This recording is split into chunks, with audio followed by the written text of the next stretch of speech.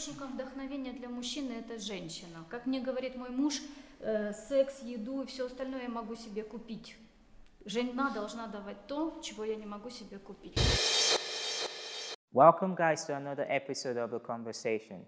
About 60 to 70% of first marriages ends in divorce. And the number is even more staggering when we consider second to third marriages. You know, the great Socrates, the Greek philosopher, once said, if you marry a good wife, you'll be happy. If you marry a bad wife, you'll become a philosopher. Anyways, watch till the end and let us know what you think.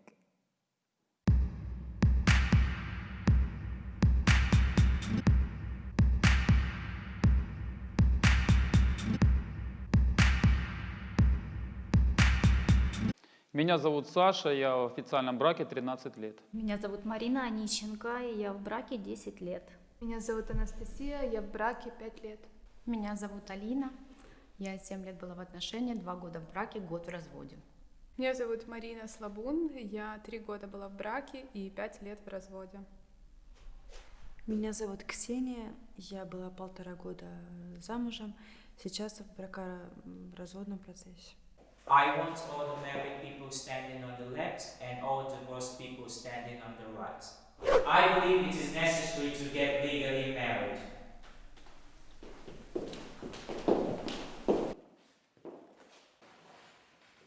Для женщины это важно тоже официальный брак, потому что она защищена законодательно, потому что все нажитое имущество в семье делится между супругами и так далее.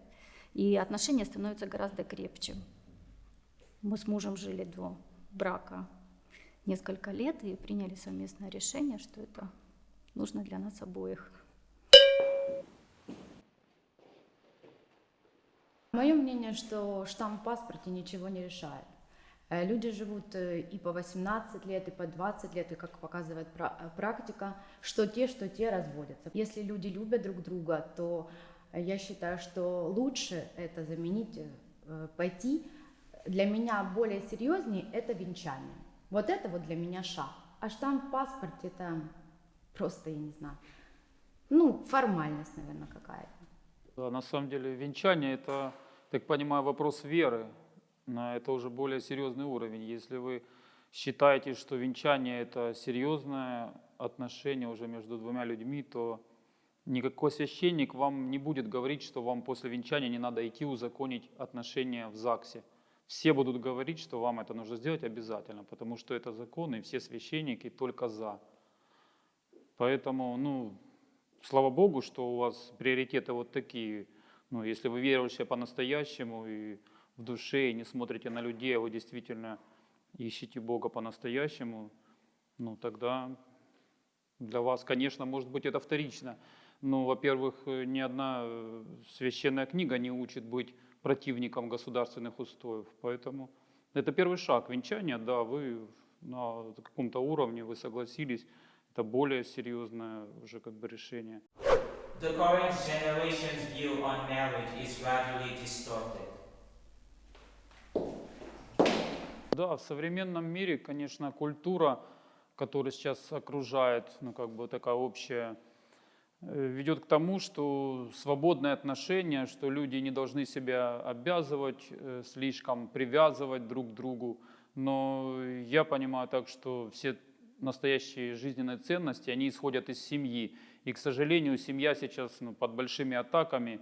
И это чувствуется, как-то эта атмосфера, что молодежь, она действительно ценность брака недопонимает, может быть, как еще несколько десятилетий лет назад. Сейчас молодежь рождает детей вне брака. Это неправильно. То есть, если вы планируете ребенка, то вам, конечно же, нужно узаконить свои отношения и только после этого планировать рождать ребенка и строить свою семью.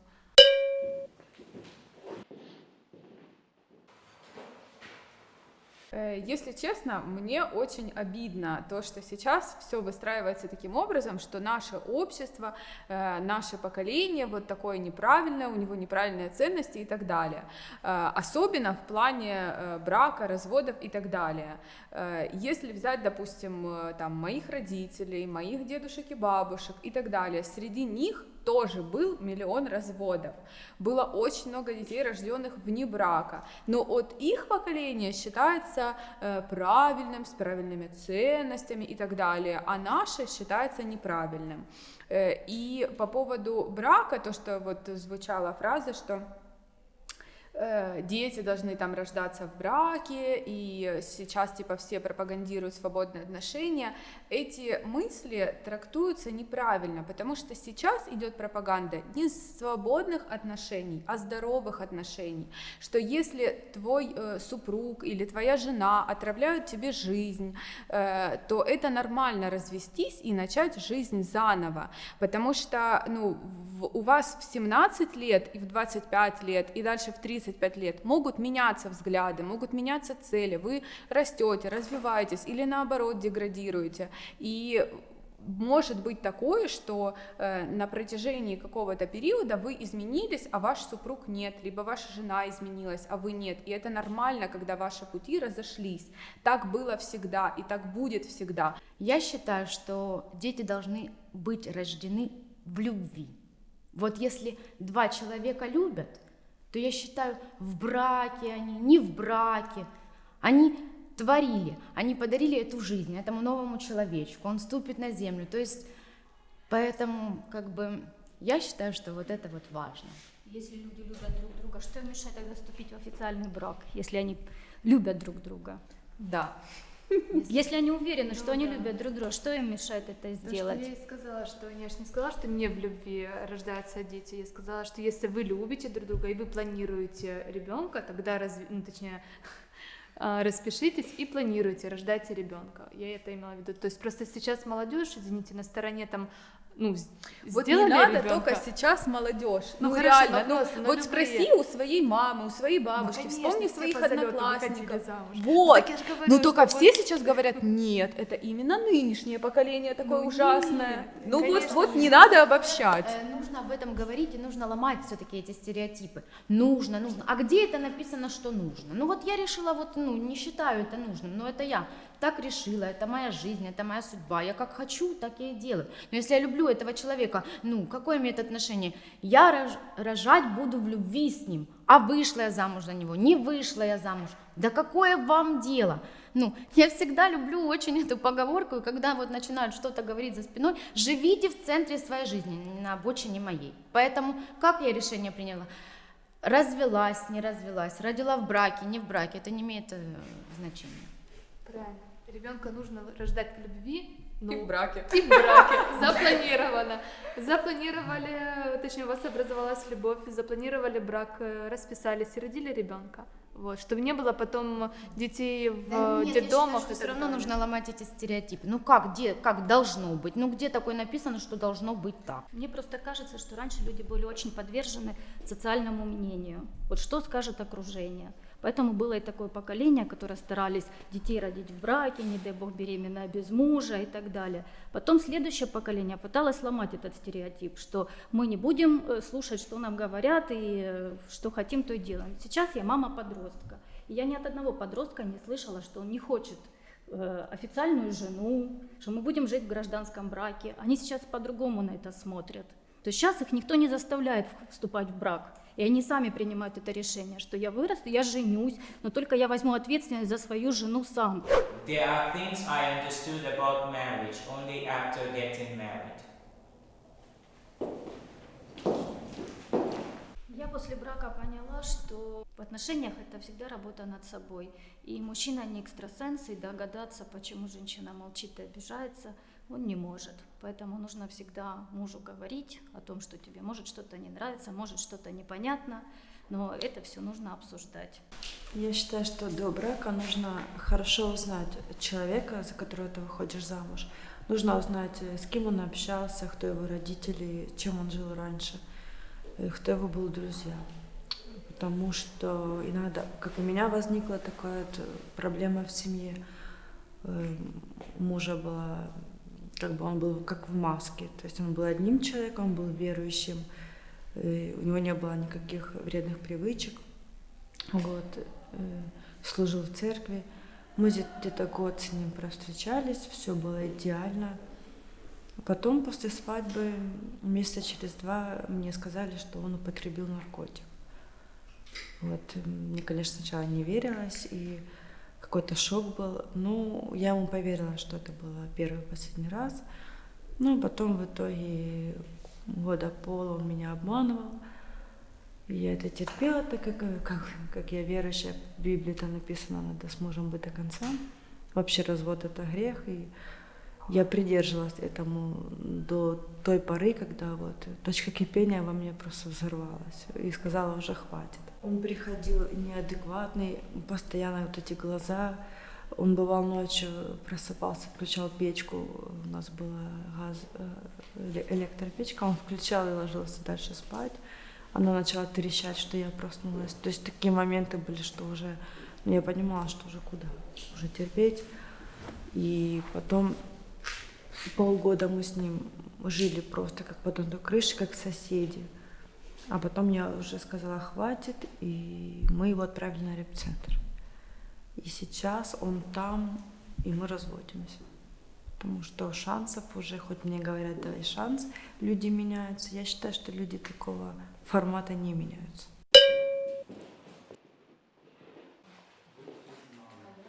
И вот знаете, продолжение темы «люди меняются» и «люди не меняются».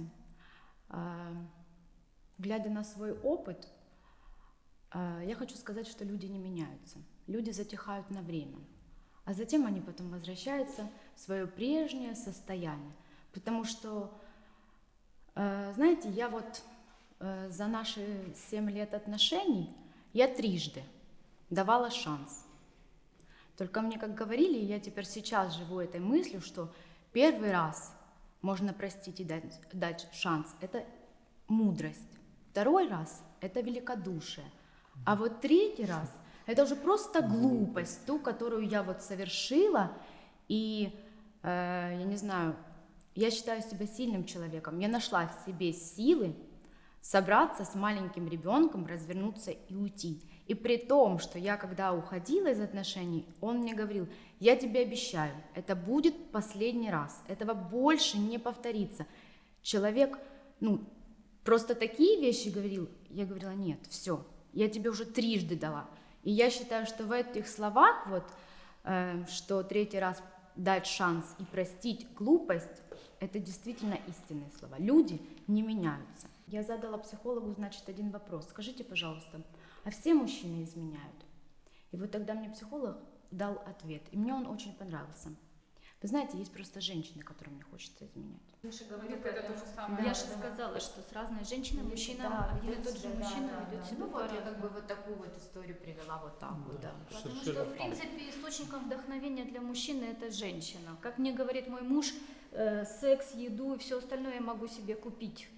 Жена должна давать то, чего я не могу себе купить. Эмоцию. Эмоции, да. Это касается, то есть, чтобы мужчина не изменял, да, чтобы женщина... Да это во удержала. всем А касается. наркотики это Зарабатывание денег. У меня муж говорит, когда ты меня поддержишь, восхищаешься чем-то, мне хочется свернуть горы, хочется что-то делать, хочется что-то новое придумывать. Если вы постоянно пилить, что вот без денег опять пришел, без того пришел, у него еще больше опускаются руки, он ничего не хочет этого делать. Вот подумай, вот другое, а вот ты не можешь. Ему наоборот надо говорить, ты можешь, я в тебя верю, я с тобой, то есть, направлять его и давать эмоции. Этого ничего не помогало. Мне просто, я знаю, что это болезнь. I believe marriage vows are losing their true meaning in our generation. Нет. Нет. Хорошо, присаживайтесь и объясни, почему нет.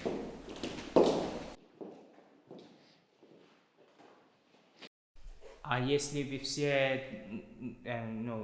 все считаете да, почему тогда у нас много разводов в нашем поколении? Если вы думаете, что люди ценят все, что они скажут, и все, что они обещают на день свадьбы, почему у нас есть много разводов? Я считаю, что в современном мире очень много разводов, потому что девушки стали сильные и независимые. Потому что раньше девушки встречали, кушать готовили и так далее. А сейчас девушки стали сильные и независимые. Поэтому У вас... Поэтому что делать мужчинам? Они хотят оставаться мужчинами, а их никто Да не не в этом, позволяет. а просто вы стали сильно независимы и не даете мужчинам, ну вот, то есть... Проявлять свою Нет, не проявлять, внутреннюю. не прощаете им даже малейшую какую-то вот, Шалость. Мне кажется, что это люди более осознанными стали, потому что, ну, они начали понимать, что не обязательно терпеть, если тебя что-то не устраивает, потому что раньше, типа, развестись было стыдно, ну, хотя, опять же, когда это было раньше, я не знаю, у меня бабушки и дедушки разведены, среди одноклассников, я помню, тоже много было у родителей, у кого одноклассников, чьи родители были разведены, поэтому, ну, 2 поколения назад разводы тоже были. Но это все в процентном соотношении. Сейчас это увеличилось гораздо. То есть, если раньше там было 10% 100 лет назад, а сейчас это 60, за 60, там 70, той же самой Америки разводов. Государство регулировало разводы, вызывали на комсобрания, да, компартии. Ну, так и что, ну, Да, проводили это все... беседы, да, и Это дети всё были страдали, чистые- видели, что да. родители живут не в любви, дети страдают, и потом же эти дети теперь они нас воспитывают, ну скажем так, да, и мы уже теперь сами себя лечим, потому что мы грамотные, у нас есть интернет, мы можем где-то что-то почитать, какие-то статьи, они-то до этого не могли. Да, женились, потому что заставляли, а не разводились, потому что не разрешали. Да. Вот и все. Ну, Поэтому было мало разводов. Мне Поэтому- кажется, что нужно экспериментировать, Да. в принципе. Была безумно рада со всеми вами познакомиться и желаю вам счастья. Да, в общем, Аналогично. дал клятву, держи до конца или не давай. А может, в тот момент, когда он давал клятву, он действительно верил в это?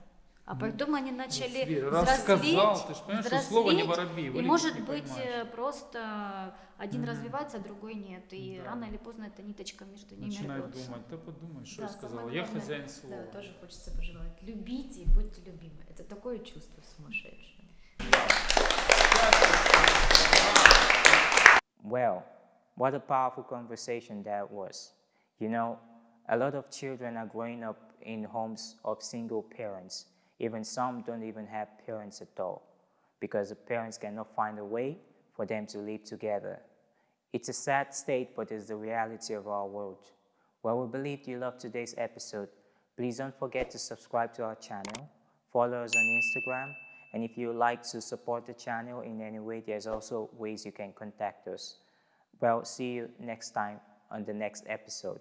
Bye for now.